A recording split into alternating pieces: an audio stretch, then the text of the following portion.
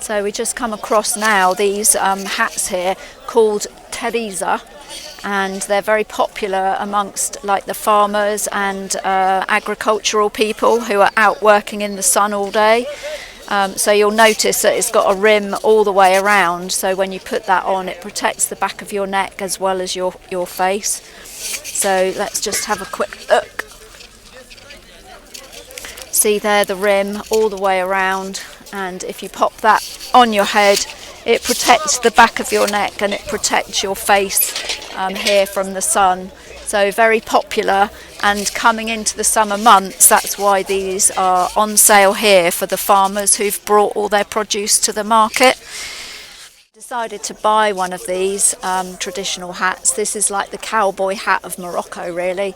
Felt like I needed to have one, made out of date palm or maybe aloe vera, and somewhere around here it's got a handy little thing to hang it up with. So maybe later I'll decorate it with, I don't know, maybe a flower or perhaps some ribbon around it. But there we are, my Moroccan souvenir from the market for 12 dirham. We saw the taxis, we've seen the donkeys. This is another form of transport, so it's kind of between a taxi and a bus. People share it, but it's got a lot of space, a lot of boot space for people's produce and stuff that they've bought at the market. You can also see they've got racks on the top, so if there are a lot of people in there, they can put their stuff on top there. I don't know if you can see from here, but also we came in like the main gate of the market, but there are actually 6 other gates. So altogether there are 7 entrances and exits to this market, because people come from different parts of the province, so they can come into the market through any one of those 7 gates. And of course, when everybody's leaving at the end of the day, it makes it much easier for people to go out different ways, so that we don't have a build-up of like traffic and people trying to leave. So when I say you can buy everything here, I mean everything. I've just come across this little stall here where they're selling plants. So I'm not a gardener really, so I don't recognise all of them, but I know that these are roses. Very popular in the UK where I come from, and I've seen a lot here as well, even in the summer heat. So there's some palms here, there's some olive trees over there, and that's probably about the extent of my knowledge, although I think there's some rosemary over here, just here. And maybe some mint, I think somewhere mint here. But as I say, you know, everything you can buy in the market, including these lovely plants.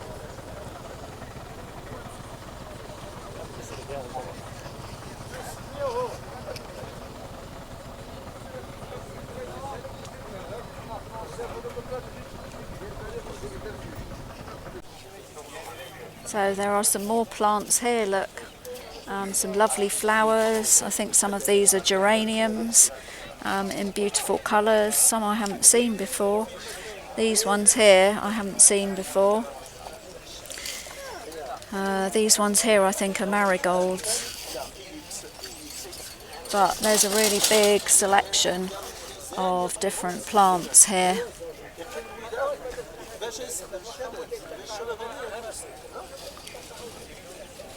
Some quite big trees here, not sure what they are, some palms, some more roses over there, look, some pretty pink ones,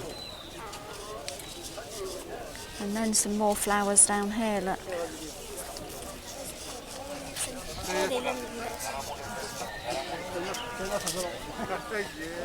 Some pansies there, look.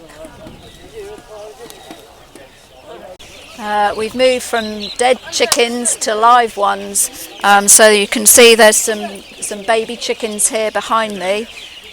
This is the area of the market for buying live poultry, so they sell food here. They also sell the eggs, so it's not just the live birds. but the chickens here as well. Oh, you can see one's escaped. I'm not sure where he's headed off to, but hopefully to a better home.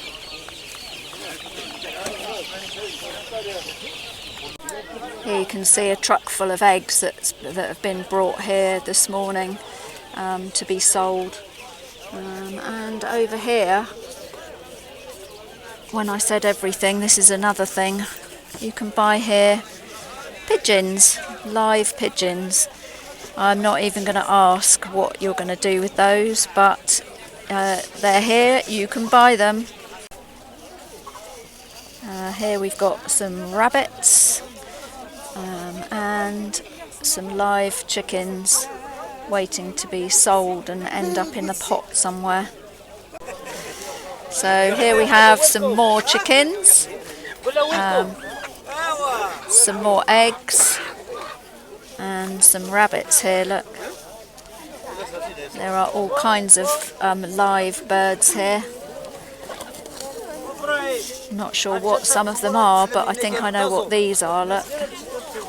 I've never seen peacocks in a market before, or got that close to them. Look at their beautiful tails. More eggs there. Tagine there. And more eggs over there.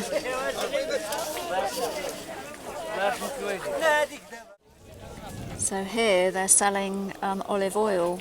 They've brought, as you can see, that big container of olive oil and got funnels. And then there are just bottles down here filled with olive oil. Some empty bottles there waiting to be filled up. So here's another stall with some handmade things. I don't know if you can guess what that is. It goes on the back of a donkey, but it's all made, all handmade. There are baskets here, shopping baskets, all made out of date palms.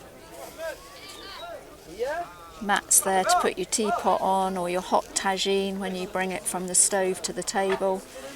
More of those hats. Some wooden things over there, not sure what that is. But some colourful dishes and kind of bowl type things there to put stuff in. So this is a traditional wooden washboard used by the Berber people in the mountains to wash their clothes. You rub the clothes up and down on the rough part of the wood and it gets rid of all the dirt and stain. We've reached the place in the market now where we find a lot of traditional cultural things. So if you have a look here, these containers used to be used for water, but now I'm told that they're used for bees. The bees make their honeycomb inside, so that's interesting.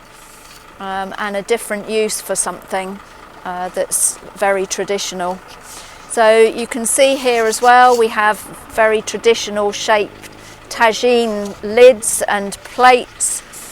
Some of the bigger plates, if you see up there, the bigger plates are used for making bread, so you can knead your bread in there. And down here we have the plates that go underneath the tagine lids. These pots here are for water, so the clay of the water of the pot keeps the water cool when the sun's out. And actually the sun's come out now, so good job I bought my hat. What else have we got here? So if you look here, we have these pots are called tangia, and that is another dish. Maybe I'll cook it for you at some point, but it's a different type of cooking. So you put the meat inside the tangia and cook it. Here we have some things that you use to cook the tagine on. So charcoal in there, pop the tagine on top, and within an hour or so you'll have a lovely cooked tagine. Some of these like metal containers here are like barbecue type thing. So again, you put the charcoal in there, you put some sort of grill over the top, and then you cook maybe kebabs or something like that. Over here we've got some plates that are beautifully decorated, so maybe more for looking at than cooking, I'm not sure really. Or put couscous in there maybe with vegetables, something like that. But they're beautifully painted, and all of these things are handmade by the people who bring them. You can see some of these tagines over here, look, that have got handles on them, and actually they've got the metal strip around the outside, which is very important if you're going to use it for cooking. These pots over here are another way of serving water, and again it keeps it cool because of the clay, but you can see as well here there's a tap that you can open to let the water out. So it's a good way of serving water at a big table. Over here we've got some smaller things, so some small maybe decorative tagines, and some mugs for drinking. Some cups over here that maybe if you go for a meal somewhere, that you will have the water containers that I've just shown you, and a couple of these mug type cups on the table. In this place here, look, we have bags of wool, so all sorts of different coloured thread wool. Some of this is a bit thicker than wool. And actually this is used to make carpets. So people, the Berber people who make the carpets that I showed you earlier, maybe come here to buy the... Here we are at the end of our tour of the market. I hope you've enjoyed it, and we have done our best to show you as much of the market as we can. Clearly people start to go home now because some of them have a long way to go, so things are starting to empty out. But everybody's been so kind and helpful, and nobody has told us that we can't film. So we've been very lucky to be able to get close to the action. You've seen me chopping meat, buying chicken, and buying my big watermelon, and of course my hat. And the sun's come out now, so it's really good that I bought it. It's keeping the sun off my head. Behind me, we finished in the place in the market where people come to get things fixed. So if you've got a hole in your shoe or your heel is falling off, this is where you come. If you need a haircut, if you need your beard trimmed, this is where you come. If you've got a piece of kitchen equipment that needs mending, bring it here and they'll fix it for you. And of course it's much cheaper, although you might have to queue, of course.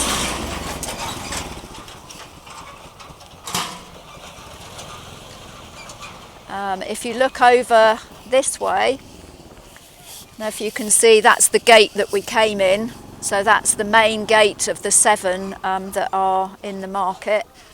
And also, if you look just over here, you'll see I showed you the plastic hammams when we first arrived. These are like raffia hammams, but very, very traditional. Been used by perhaps the Berber people and the mountain people for a long, long time. So that's the end of our tour in the market. I will say Bislama for now. See you all soon. Subscribe to the channel if you want to see the next adventure in Morocco. Bye for now. Somebody waiting there to get a haircut, I think. Somebody there getting a haircut.